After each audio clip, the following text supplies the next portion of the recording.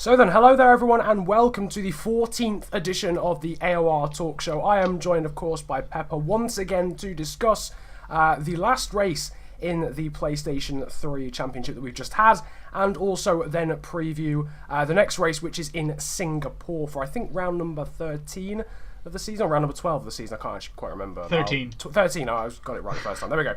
Yeah, and obviously sort of review as well before that, the race that we've just had in Korea. We'll go over all that sort of stuff, give you a preview of the next track and all of that good stuff. But of course, as I said, I am joined by Pepper, and would you like to welcome yourself to this video? Yeah, thank you very much, and welcome to another talk show. We're going old now. Yeah, this is an ancient series suddenly. But yeah, obviously we had the Korean Grand Prix last Sunday. An unexpected start to the weekend as well, with obviously the qualifying. Unfortunately, again, no wet racing at the Korean track, so every single time we went there, none of them had any intermediates or wets to be used. So of course we won't be going back there again.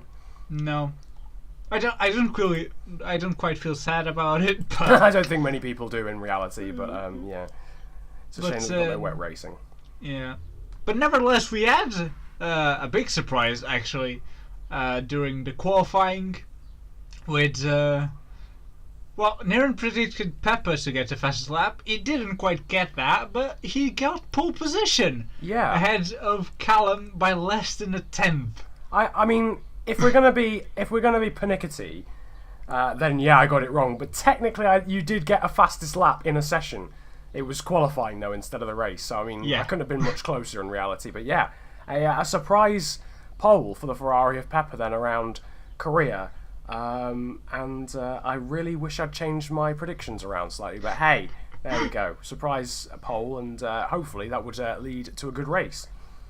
Yeah, but didn't quite get that. But nevertheless, I mean, obviously, for the remaining of the qualifying, we had a very close qualifying with the top 8 being separated by half a second. Obviously, Jamie got a decent third place ahead of Shane on the Williams. Dan was 5th, Mazza 6th, Brown 7th, Lee, as I said, 8th, Professional 9th, and Philip 10th. Obviously, this was also the first pole position, the first legitimate pole position for Ferrari since India last season with James. How long ago is that? Madness. Absolute madness. But yeah, we had the qualifying. Obviously, everyone starting on the option tyres. Going for the start of the race, 5 lights, and we're out. Pepper maintains the lead going to turn 1. Jamie tries and and actually does the move on Callum at turn 1 and tries to challenge Pepper down to turn 3, a very long, ridiculously long straight until turn 3. Then Jamie loses the position to Callum again, and then to turn 4 Callum takes the lead, and that's basically Callum gone. Yeah. As soon as he takes the lead, there's no coming back from that. That was the end game, really. That was probably the most crucial point in the race, and it was on lap 1. Yeah, I mean, the nature of the Korean track means that you do get quite a lot of action in the first sector, on the first lap especially. That's what we got, and we got a lot of action really in the first sector throughout the whole race, but we'll get onto that a little bit later. But yeah, Callum taking the lead in the Williams, and having had a disconnection, I do believe, in the last race, or a low point scoring finish, there we go. Yeah, disconnection in Malaysia. He really needed, he probably had the motivation to get a very good result, and you could tell from the first few laps, because he bolted away and never looked back. Yeah, and behind them though, oh man, that was a messy fight at some point, but a very good fight between obviously Professional, Dan, Shane, Pepper, and Jamie. Then strategy-wise, Pepper and Dan were the pioneers of the pit stops, pitting very, very early on lap 4 to another set of options with Jamie, Professional, and Professional pitted lap 5 as well as Shane and Jamie. Jamie, however, I do believe he had an issue with the gearbox, so he downshifted twice instead of once. Yes. which meant he went to reverse accidentally at coming out of the pits, which meant a big mess at turn 1. Yeah, what it meant was absolute carnage in the end. So coming out, obviously the Korean pit lane isn't the best designed pit lane that we have on the calendar, so already it's a bit of a dangerous exit from the pit lane. But yeah, Jamie losing the back end because of downshifting too many times, spinning completely into a completely unaware Pepper in the Ferrari, who'd obviously got the undercut and was about to pass everyone had it not been for the spin probably of Jamie in front of him. That obviously held up Pepper quite a lot. To the advantage, I think, of both the Red Bulls. I think Professional and Dan were allowed to then just sort of storm through that little bit of carnage, and Shane was in the mix as well. But not ideal for the Ferrari. It really hurt Pepper more than anything. Yeah, and Jamie as well, who lost so many seconds, and sadly he ended up disconnecting as well later on lap 10, I do believe. But nevertheless, we still had a massive fight for second. Obviously, Professional getting past Dan on that stint, and Dan, Shane and Pepper eventually got themselves into a ping pong game, especially at turn 3 and 4. Obviously we're talking about ping pong game, but it was really a great race between these three. Obviously some contact sometimes is it's just not possible to avoid, so it was comparing to the standards of, let's say, maybe Abu Dhabi. Yeah, Abu Dhabi. It was great racing, and it was all going fine. Obviously, Callum, however, the only one trying the 2-stop strategy compared to the 3-stop that all the other drivers were going for. But yeah, as I mentioned, all this fighting meant Callum had, well, several seconds of comfort ahead of second, so he continued to dominate the race as he was doing so far. We had the second round of pit stops, and everyone pitting for options except Professional, who pitted for primes, deciding to let the last stint be on the faster compound, and that really paid off. But before that, we had another ping pong game at turn 4 between Dan, Shane and Pepper. But sadly, what really took out the Ferrari driver of the fight was the last pit stop. Yeah. Because, well, maths happened. Let's just put this into perspective. We all don't like maths, but sometimes we've got to do it. Sometimes we've got to do it right, especially when you're working out a pit strategy. Unfortunately, for Pepper and the Ferrari, the maths failed him, and I mean, obviously you can watch the highlights on his channel and see what happened. But on the lap where he had to make his final pit stop, he lost just an unthinkable amount of time from completely dead and completely worn tyres. I'm talking about looking as if he was driving on ice, looking as if he was driving in full wet conditions on option tyres. It was pretty awful to see. Even into the pit lane drifting in. I mean, it was spectacular and pretty stylish, but not really the most time-effective way of getting around the Korean track. This after so much great battling, as you said, with Shane and Dan. I mean, it wasn't bad driving that led to incidents. Obviously, it was just pushing the boundaries, seeing, obviously, I mean, 3 abreast down into one corner. I think pushing the boundaries is one way of explaining that. But yeah, unfortunately, that was to all end for Pepper, as we've described, just by horrendous tyre wear at the end of that penultimate stint, and that cost him all the times to people in front and to people like Brown and the Mercedes behind. Yeah, these kids is why you do maths. It's important, trust me. You might not like it. You might not like the algebra and everything, but well, I mean, okay, algebra's a bad example, but arithmetic. You just got to know it. For occasions like this, when your tyres are gone and you'll be like, damn, wish I'd done arithmetic in school. Yeah, but nevertheless, the fight for second was still going on now with the 2 Red Bulls and the second Williams of Shane. And the Professional took the bet the best out of it, with obviously the faster compound against Dan and Shane on the slower prime tyre. And Dan almost lost third place as well, as he was having some issues with his wheel, I do believe, which sometimes decided not to turn. And not ideal. Not ideal with a track with so many corners, but he maintained third place, giving Red Bull a double podium, which worked fantastically, especially on their fight against Ferrari, who saw their cars finishing 6th and 7th.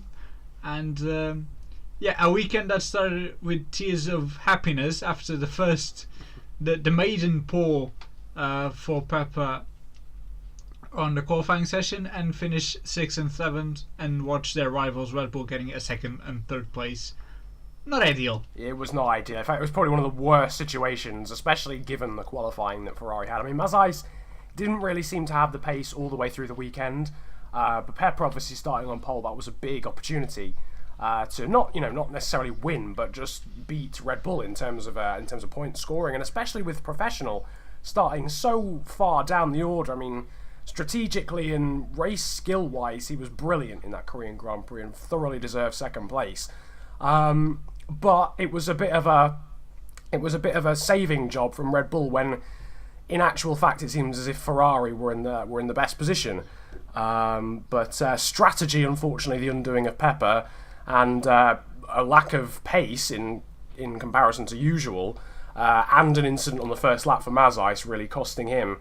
But a good weekend for Red Bull, a double podium, for Red Bull, and Dan's 5th podium in a row in races that he's actually got to the flag in, or actually been classified in. Yeah, I mean, it's just impressive. I mean, he has more points in a row than either Callum or Shane. So that alone is already good, but he's in form. He's an in-form driver definitely. At the moment. Sadly, he already said he's going to miss Hungary and Bahrain. Oh. Callum will be missing Hungary, and Shane might miss Spa. Oh, so my. We have an ending here. Jesus. Watch out. This will be interesting. Well, it's a shame, because it's basically wiped Dan out, but I mean, that's big for Callum. So Callum needs to win realistically in Singapore. Yeah. If he's going to miss Bahrain, Hungary. if possible. Yeah, definitely. But looking at the standings, Callum retakes the lead and puts himself 7 points ahead of his teammate Shane. Dan extends his gap to Pepper to 21 points now. Dan is only 43 points behind the lead, but obviously, as we said, he's going to be 2 races out against 1 for Callum and maybe 1 for Shane, so pretty tough to Dan. Pepper 64 points behind the top of the leaderboard, and Mazza is also with a poor race realistically, getting himself still 6 points behind his teammate. Then Professional climbing a lot on the table. Although he remains 5th, he gained a lot of time to both Ferraris, and he's now 9 points behind the 2nd Ferrari of Mazais. Jamie, with an unfortunate disconnection, stays 7th with 71 points. Brown 8th ahead of Vettel, Philip, Sevalista, who missed the race. Obviously Jordan, Lee and Rajams. Going to the constructors, Niran. So as we've sort of alluded to, Red Bull had a very good race in comparison to Ferrari, but they didn't have as good a race as Williams, who finally have extended / lost points to the team in 2nd. It's been 104 for about 3 weeks in a row.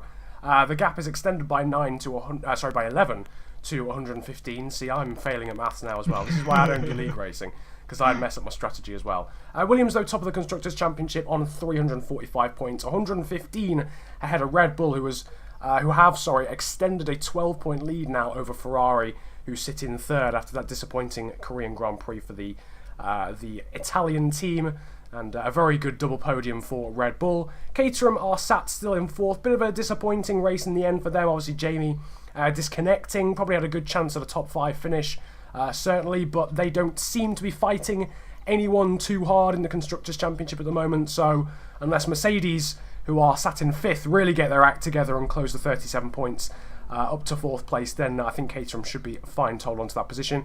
As I said, Mercedes are up into 5th place now. They managed to pass Sauber, but are only 1 point in front of the Swiss team. They're 250, though, off the leaders Williams.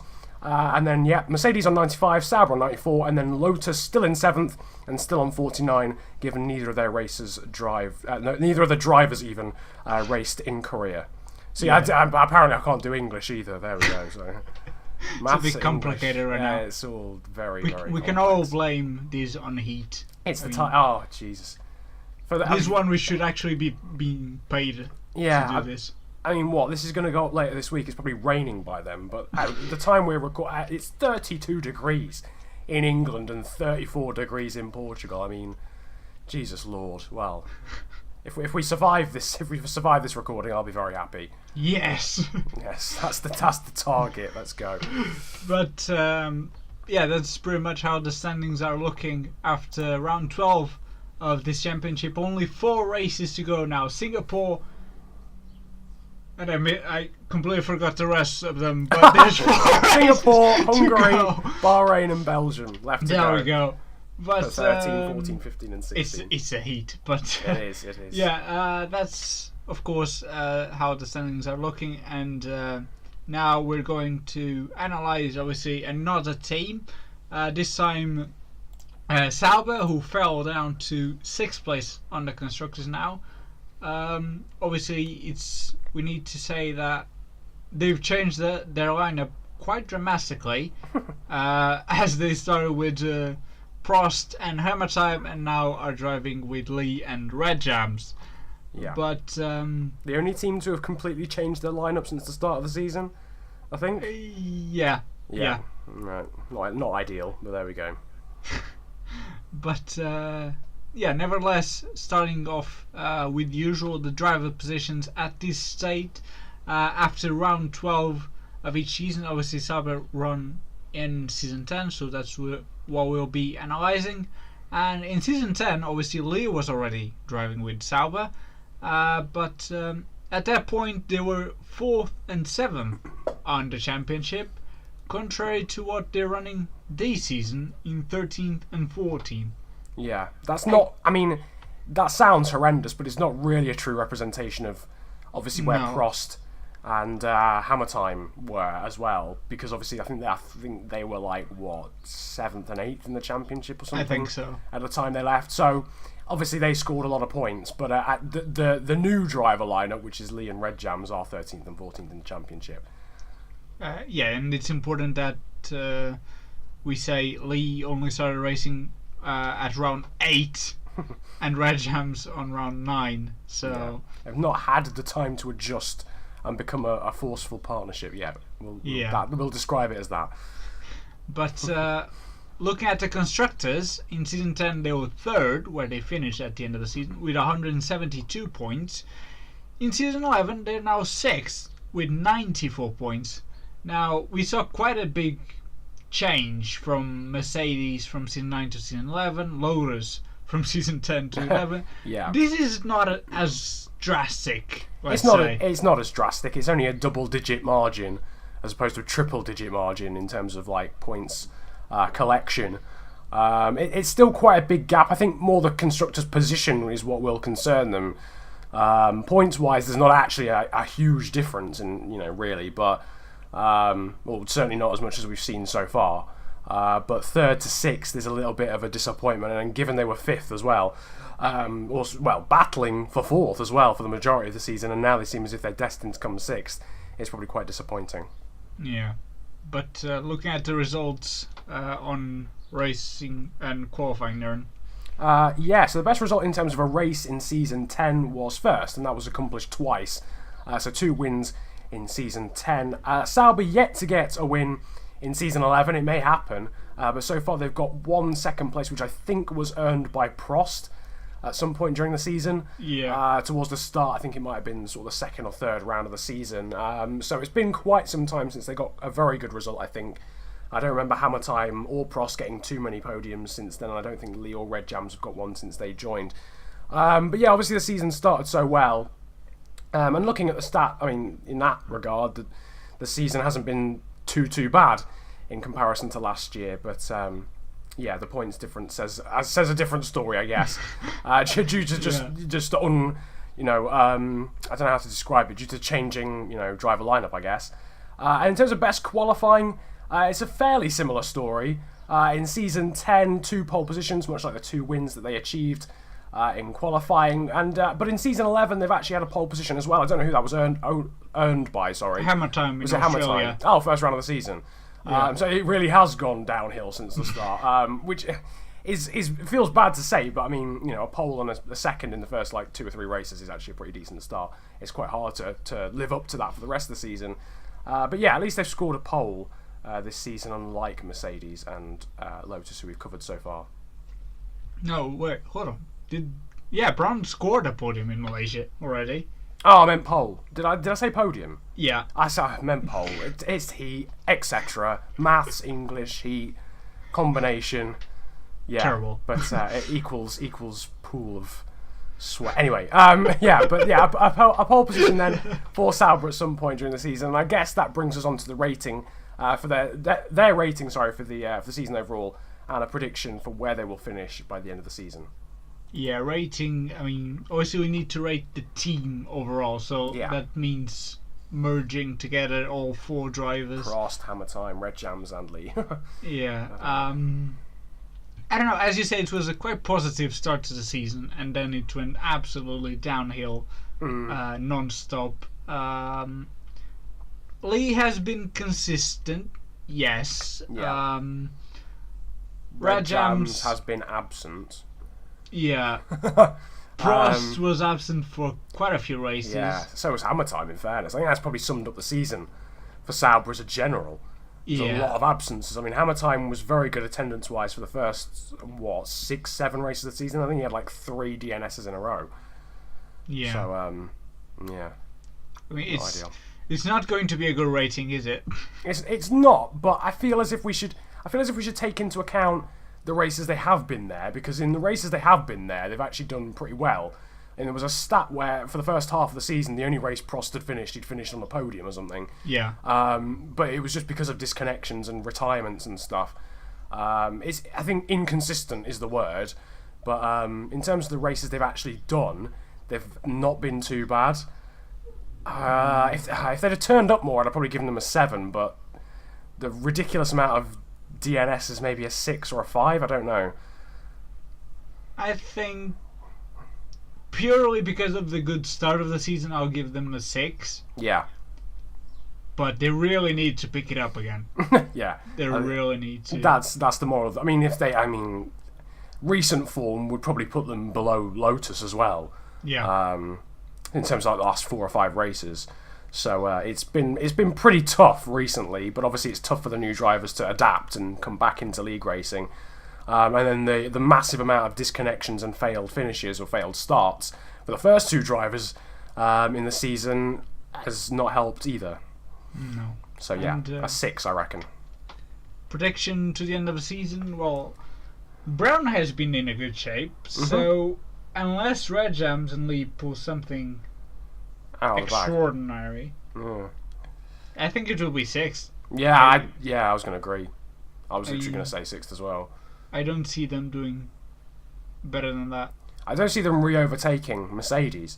Brown's got some consistency together in terms of top 5 finishes, and if he keeps that up till the end of the season, I just don't see that gap being overturned. I know it's only 1 point, but Brown's in really good form. Philip's always consistently there, scoring 4, 6, 3. Well, not 3 points in a Grand Prix, you can't do that. But yeah, I mean, a small amount of points every single race, they all rack up.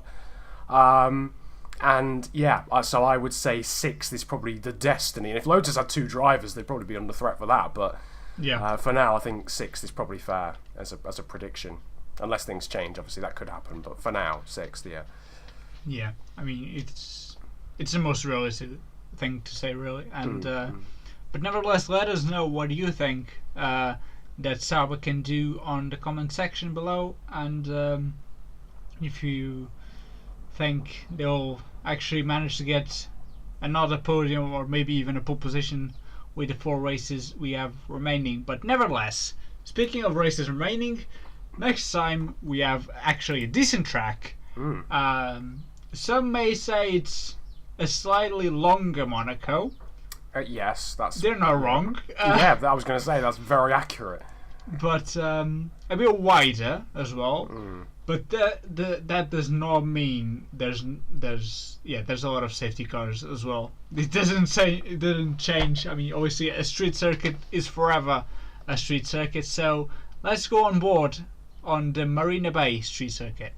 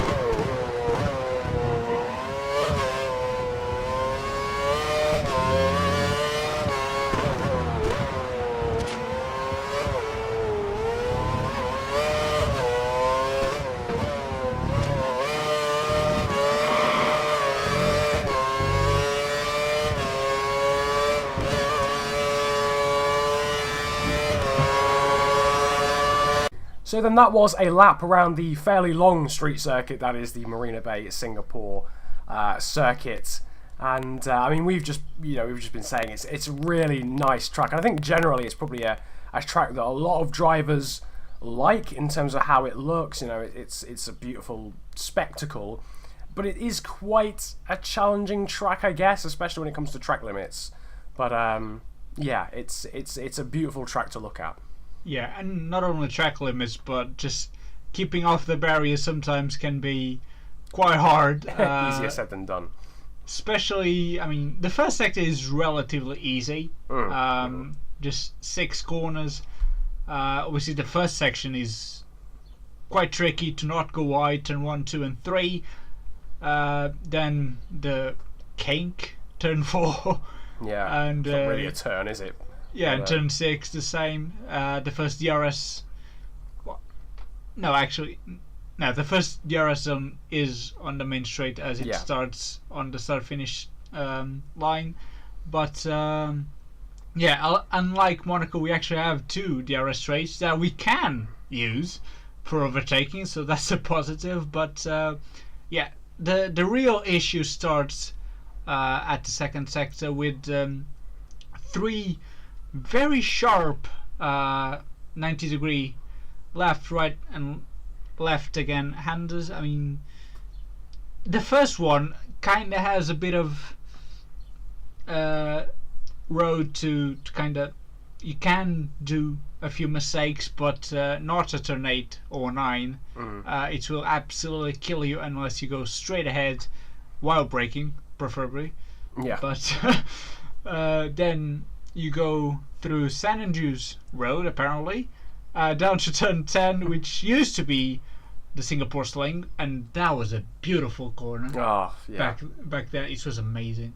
Yeah. But it's now only 1 corner, turn 10, which is still challenging because the barrier kind of sticks out before you turn. Yeah.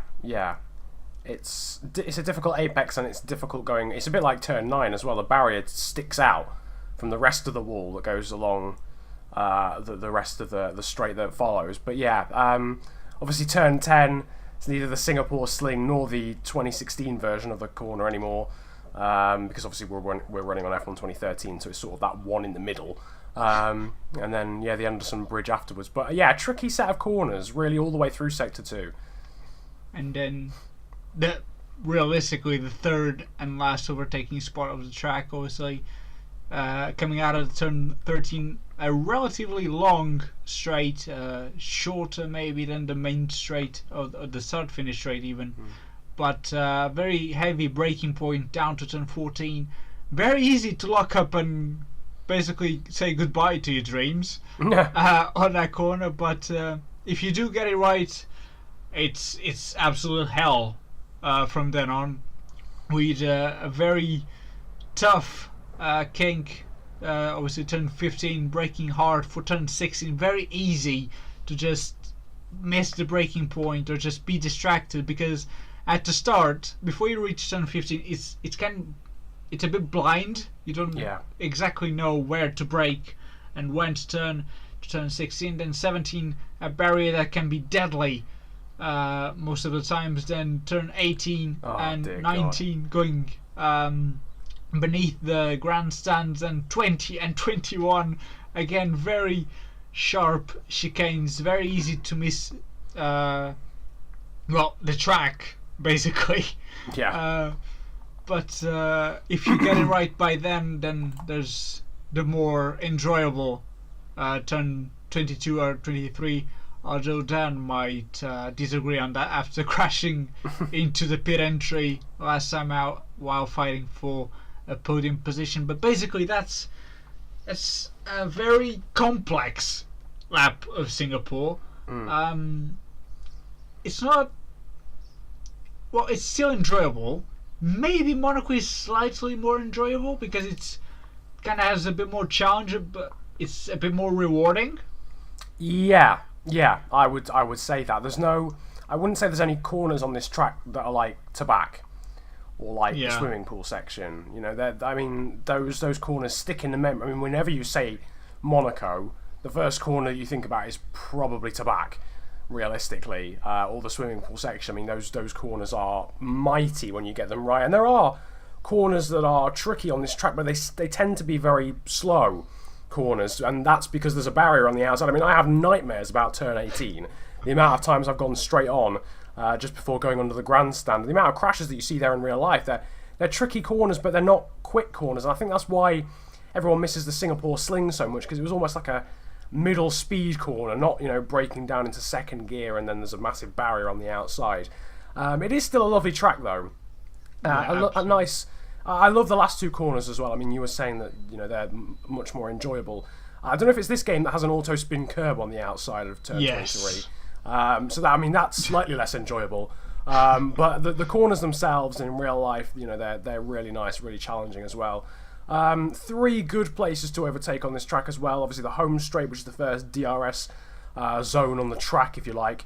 And down into turn 1, obviously again it's very difficult to break down into turn 1, although you've got that nice runoff area on the outside.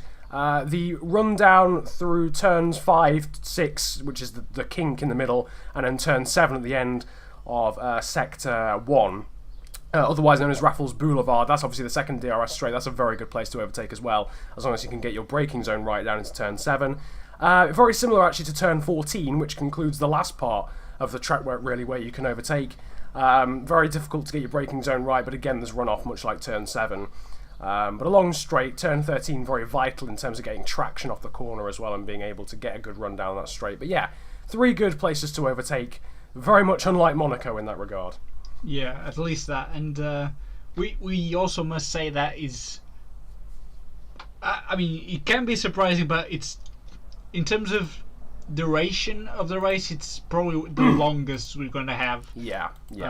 Especially if we are running, obviously, it's a very long track, and despite that, it also has 31 laps of racing. I mean, that can be exhausting, to say the least, because we're looking at over an hour for a 50% race, which is just mad.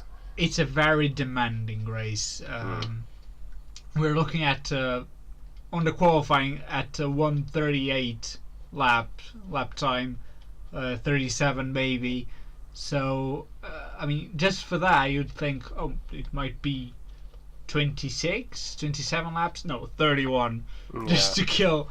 And like Korea, unfortunately, we'll have again the super softs and the medium compounds, because Pirelli decided to drink a bit more than they were supposed to, and so we might have, like Korea actually, two different strategies probably, either the two-stop with 2 prime stints, or the 3-stop with 3 option stints and then a final prime stint. But that's what we're gonna wait and see Sunday, and I think it's time for our shortened version of the facts, and I'll let Niran start with the first fact.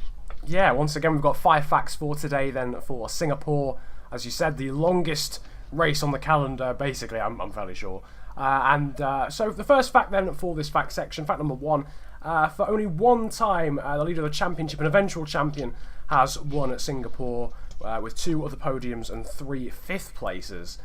So that's a bit mad, really. It's not necessarily a track, I guess. We shouldn't really read too much into some of these stats, but Yeah. Whenever we get a stat like this, we're always like, it's maybe it's a track that doesn't necessarily suit the fastest guy in the championship or something. But I guess one explanation for this fact is that there's a lot of action, a lot of safety cars that happen around this track, and it's a combination of luck of the draw. If your strategy works well with a safety car, fair play. And also keeping it out of the barriers. 1 lapse in concentration is far more costly at a track like this than a track like Korea or like Sochi. I mean, well, we don't go to Sochi, but you know what I'm saying, like Monza or anything like that. So it's a very demanding track, both lengthwise and just track complexity as well, in order to keep your concentration for the whole hour that is this 50% race. So that's potentially why we get so many different results in terms of like what you would expect. Yeah, there's a lot of mental strength needed as well, more than, well, in this case, there's not really physical, but it's as you said, there's a lot of concentration needed to race around a place like this. But nevertheless, factor number 2, every time the Mercedes was present in the championship, they always achieved the podium, and 2 wins, not bad, included. I mean, not a bad run at all.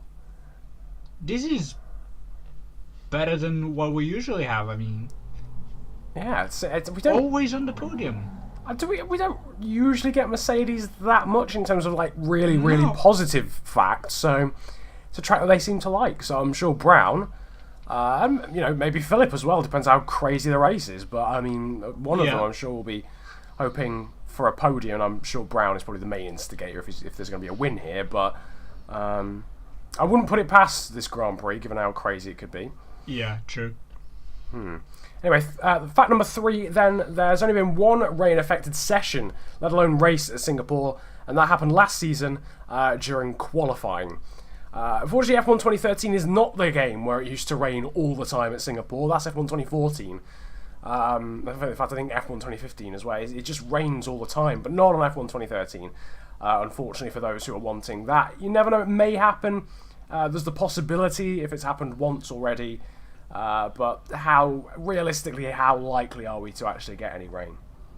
Not much. I mean, it's more likely to have rain around Monaco, I'd say. But we can always pray.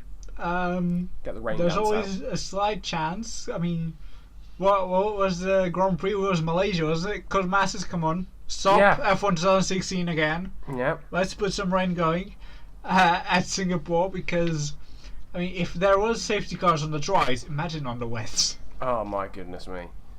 I think half the race would be behind the safety car. I wouldn't be surprised. Yeah. I wouldn't be surprised. But nevertheless, going to fact number 4. For only one time, again, the pole sitter won the Singapore Grand Prix, being Callum last season on the Red Bull, while the winner with worst grid position were both Majako and FTR Liam, starting 7th on the grid both times. So Callum already has a pole and a win on this track. However, for only one time that happened. Yeah, It's unusual for a street track to be starting 7th on the grid and winning, and that's happened twice in the six seasons that we've got on record. Statistically, it's actually better to start 7th on the grid than it is to start first on the grid.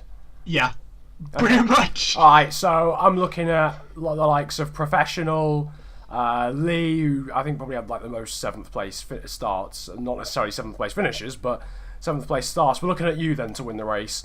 Realistically, then for Singapore, it's not usual for a street track really to have many races where someone so far down the order actually wins, or so far down the order in qualifying actually wins. But as we've discussed, there's quite a lot of good overtaking positions on the track, and it's usually pretty carnage filled with safety cars and stuff. So yeah, and this is not quite like Monaco, so there tends to be a lot of overtaking as well. Yeah. So I think that is an important factor for Sunday's race, I think. Indeed. The final fact number 5 then of this section: the last 3 times Singapore has hosted a Grand Prix in AOR, there has always been at least 5 DNFs. 5, with Season 8 and Season 9 having 6 in that race, plus a number of penalties for the remaining finishes. So if you were thinking, oh yeah, Singapore, solid, probably going to get, maybe 1 retirement, think again, because there's going to be multiple safety cars. I mean, unfortunately, there might be the odd disconnection, but it's just because of the nature of the track. There's always going to be instances, always going to be crashes, and I doubt that's going to change this time around. So I'm not over. I mean, it might be that we get sort of 3 or 4 DNFs just because we have a smaller field, most likely this year. Although I would like to see 13 or 14 drivers going around this time. Yes, I would like that. I mean, it would probably increase the percentage of crashes, but yes, yeah. Nevertheless, I mean, it's good to see the full grid, if possible, racing, and I think it would add a lot more surprising facts. I mean, we saw in Korea Pepper getting pole position, Dan in Monaco getting pole position, both times. We didn't quite expect that. Yeah. And Singapore could be another one of those where we could see like a Mercedes, a Red Bull, maybe even a Sauber getting pole position ahead of a Williams. So I'm looking forward to Sunday's race. I mean, even if there's no rain, if good masses don't listen to us, I don't know. I think it will be a good race. Yeah, that's one guarantee, is that it'll at least be a good race. Even if it's not an outstanding race, that something will happen to make it interesting and enjoyable to watch. I'm pretty sure. I mean, but yeah. If we could have a good race at Korea, why not at Singapore? That is very true. That is very true. I mean, if you can have a good race at Korea, I think basically anything is possible, apart from a good race at India. I mean, we'll yeah. Oh, thank God we don't have that. Oh Jesus! Thank God indeed. But yeah, it's time now then for the last part of the talk show, I'm afraid, and that is our most beloved predictions. Now, for this one time, we'll be predicting the safety. No, just kidding. No. 7. Jesus Christ. No, but as usual, I'm not quite certain of how the points are looking from the last race, but it will be on the screen right now. I'm pretty sure Niran still has the lead, which is unfortunate for me, but I did, however, get 0 last time, so normality is being resumed now. We're back to the normal standard for me, so... Yeah. But, you started the facts, so I might as well start the predictions now. Yeah. Pole position... Well, Monaco, comparing to a street track, we saw a lot of mistakes from everybody, really. So I'm kind of expecting that to Korea. No, Korea also had lots of mistakes, but to Singapore. So I will go crazy and say that Mazais will get pole. Okay, alright. Why not? Okay. Why not, indeed? Why not, indeed?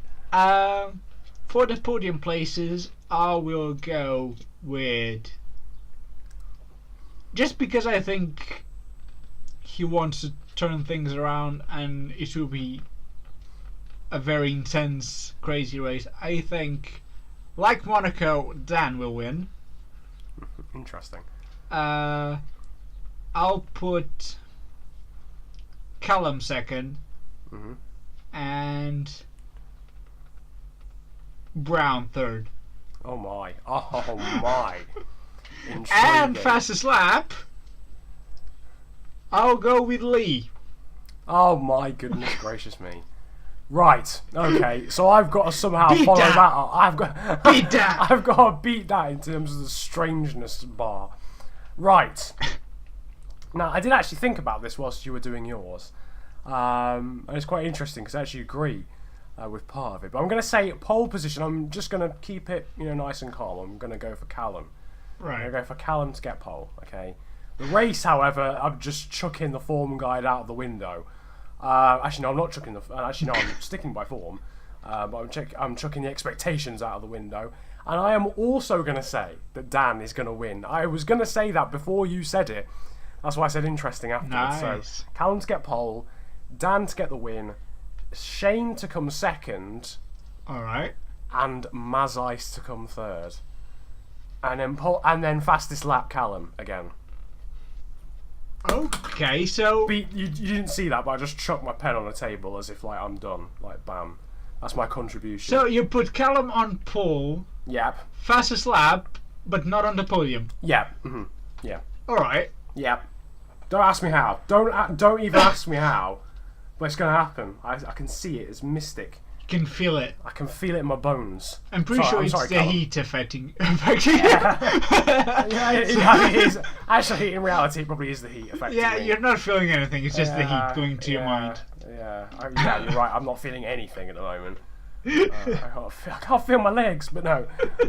Yeah, that's what I'm going to go for. Equally as crazy. Why not? Yeah, I Singapore, think. after all. Yeah, if you can beat that, let us know in the comment section below. I don't think you can.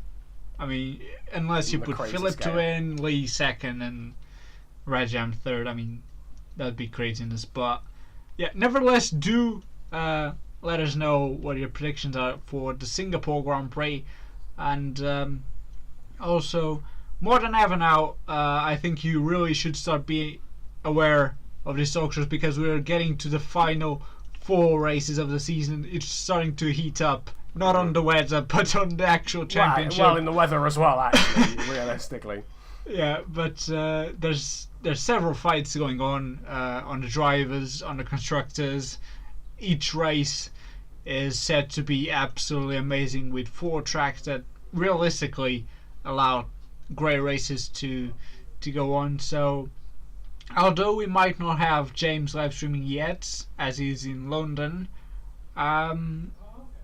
I do believe there will be plenty of highlights for you to watch, and of course you have us always reviewing the Grand Prix. So I think more than ever, stay tuned because there's a lot more to come. There is indeed. But talking of a lot to come, I'm afraid there isn't a lot to come in this video because we're basically at the end. We've gone over sort of a preview for Singapore. We've gone over what happened in Korea last time. We've talked about Sauber as well in terms of the fact file or the team file. And everything is done. The predictions are done. So it's that sad time of the video. Once again, it's the end of the 14th installment of the AOR Talkshow. Again, as Pepper said, obviously we won't have a live stream for this race coming up, but of course you can watch the highlights on Shane's channel and on the channel that you're of course watching right now for different POVs of what's going on. And obviously you can tune into the next AOR Talkshow where we'll take you through what happened anyway. But that is about it. If you did enjoy this video, feel free to hit the likes button. Subscribe to Pepper as well. Of course, make sure to do that if you haven't already, although I'm not sure why you're watching the video if you haven't. But I mean, make sure that you do if that's not the case. Thanks to anyone who's managed to make it this far in the video. Comment your predictions as well for the next Grand Prix in Singapore, and I'll leave the last word to you. Yeah, and there's really nothing else to add, really.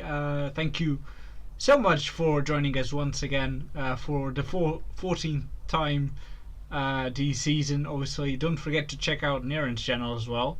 The FIFA channel if you want Flying Orangutan, or whatever, he's going to change it because I already heard he doesn't like it. I don't. Or the racing one at FNG Racing, where you can also watch the talk show now, as the playlist is available there. But yeah, that's it for this very hot Tuesday or Friday when you're watching this, or whenever you're watching this. Nevertheless, thank you so much for joining us, and we'll see you next time. Peace.